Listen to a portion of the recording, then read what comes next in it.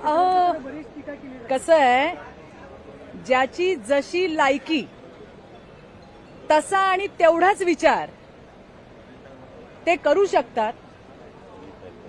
त्या जे बोलल्या त्याच्यात त्यांची चूक नाही, त्यांची लायकीच ती आहे.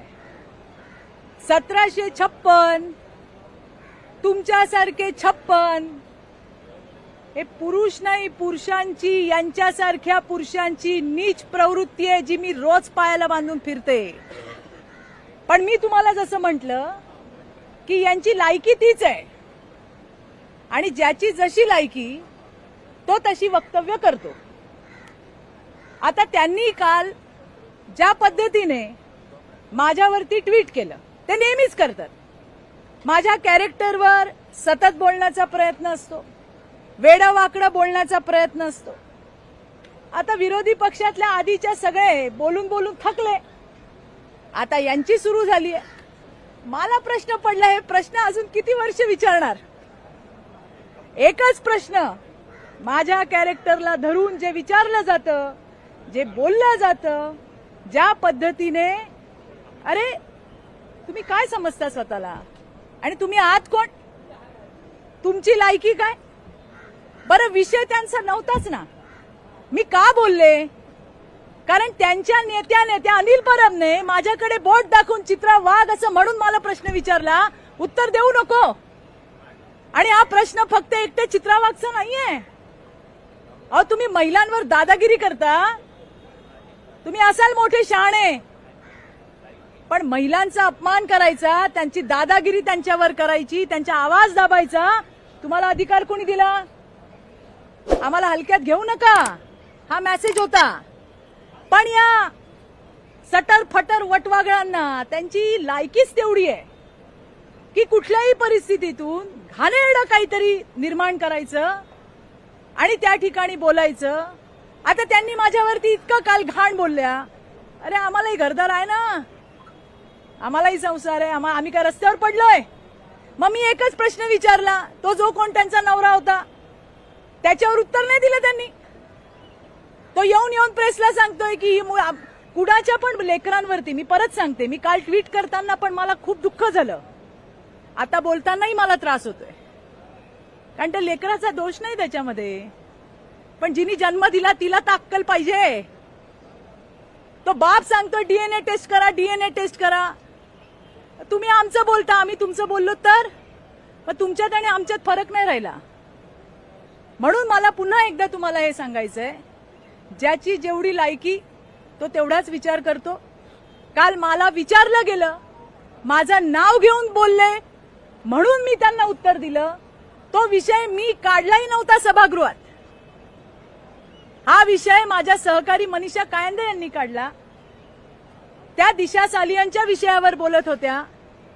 मीच नाही, माझ्यासारख्या आणखीन सहकाऱ्यांनी त्याच्यावर प्रतिक्रिया दिली.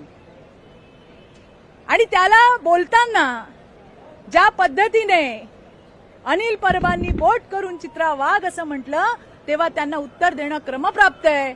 आणि जे मी बोलले त्याचा मला अभिमान आहे.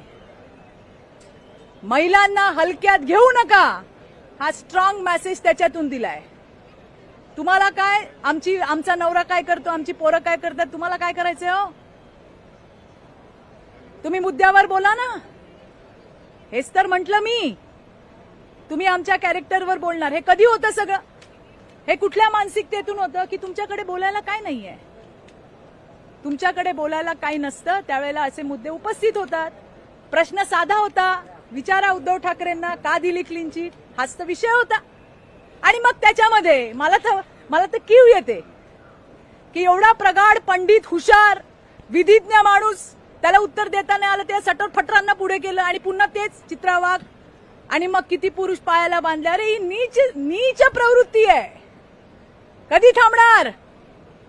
पुरुष नाही, यांच्यासारख्या. म्हणजे आता त्याला समजायला पण अक्कल पाहिजे ना, कारण यांच्या डोक्यात या घाणेरड्या शिवाय, स्त्री आणि पुरुषाला जोडण्याच्या शिवाय यांच्या डोक्यात काही नाही.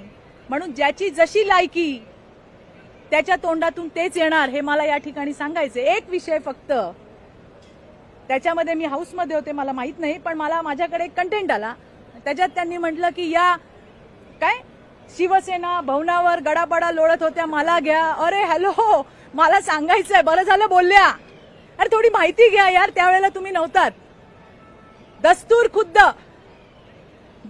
खुद्द शिवसेना प्रमुख उद्धवजी ठाकरे यांनी उबाठाचे आत्ताचे आमदार मिलिंदजी नार्वेकर यांच्याकडे माझ्यासाठी निरोप पाठवला होता की चित्राताई एकदा येऊन भेटा, तुमच्यासारख्या महिला आम्हाला आमच्या पक्षात पाहिजे. मी जाणं न जाणं हा नंतरचा भाग होता, पण त्यांच्या शब्दाला रिस्पेक्ट म्हणून मी नक्की गेले होते. मी नव्हते गेले, त्यांनी बोलवलं होतं मला. आणि याची विश्वासार्हता, याचा खरेपणा, त्यावेळेला एकनाथ शिंदे साहेब सुद्धा होते, कारण त्यांनी सांगितलं की एकनाथ शिंदे सगळं कोऑर्डिनेट करतील. त्यामुळे मिलिंदजी मला दुसऱ्या दिवशी एकनाथ शिंदेकडे पण घेऊन गेले. मी म्हटलं मला विचार करू द्या, मी अजून ठरवलं नाहीये. पण ते म्हटले नाही नाही तुम्ही. आणि त्यावेळेला आदित्य ठाकरे सुद्धा होते, हेही मला सांगायचंय. या सगळ्या घटना या सत्य आहेत. आता एकनाथ शिंदेवर तुमचा विश्वास नसेल, मिलिंद नार्वेकर तर तुमच्याकडे, त्यांना विचारा. तेच मला घेऊन गेले. त्यांच्याकडे स्वतः उद्धवजी ठाकरे यांनी निरोप पाठवले की चित्राताईंना भेटायला घेऊन ये. आणि त्यांच्या शब्दाचा मान म्हणून मी तिथे गेले होते. एकच चांगली गोष्ट तिथे झाली की माझी खूप वर्षापासून इच्छा होती की मला बाळासाहेब जिथे बसायचे त्या खुर्चीचं दर्शन घ्यायचं होतं. आणि मी उद्धवजींना विनंती पण केली की उद्धवजी जिथे बाळासाहेब बसतात मला तिथे जाता येईल का. त्यांनी आदित्य ठाकरेंना सांगितलं. हे तुम्ही आदित्य ठाकरेंनाही विचारा. ते माझ्यासोबत एक लिफ्ट होती, तिथून मला घेऊन गेले आणि बाजूला जिथं बाळासाहेब बसायचे मी तिथे जाऊन पाया पडले, कारण माझी बऱ्याच वर्षापासूनची इच्छा होती ती पूर्ण झाली.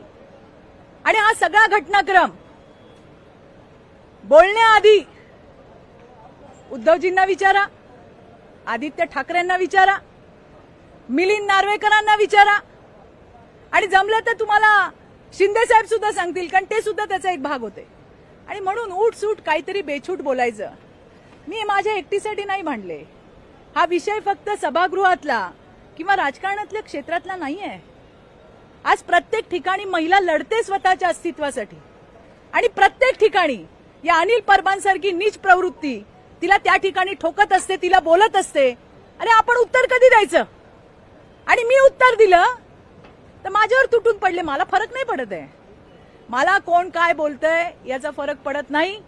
मला जे पटलं ते मी बोलले. पुन्हा सांगते, त्यांनी विषय काढला, त्यांनी माझं नाव घेतलं, त्यांनी असं बोट केलं, बोला चित्रा वाघ बोलली आणि त्याच्यात काहीच चूक नाही. तुम्ही जे सभागृहात बोललात त्यावरून सभागृहाची गरिमा कुठेतरी कोणाची. अरे मग गरिमा काय फक्त महिलांनी सांभाळायची. संजय राऊतनी तर बोलूच नाही हो. संजय राऊतांचा मराठी भाषेचा गरिमा, महिला सन्मान काहीतरी संबंध आहे का. काहीतरी संबंध आहे का. आजच त्या स्वप्ना पाटकरचं ट्विट बघा. तिला वाहिलेली शिव्यांची लाखोली दुनियेने वाईकली. त्या नीलमताई इतके वर्ष त्यांच्यासोबत काम करत होत्या, त्यांच्याबद्दल ते काय बोलले. त्यांनी महिलांबद्दल बोलू नये आणि तो शहाणपणा तर त्यांनी मला शिकवूच नाही.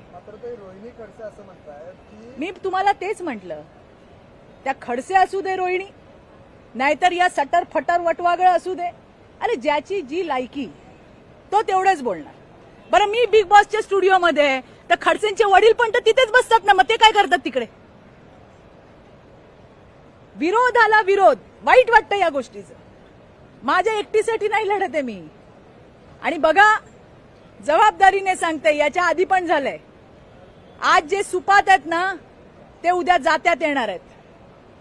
हे लक्षात ठेवा.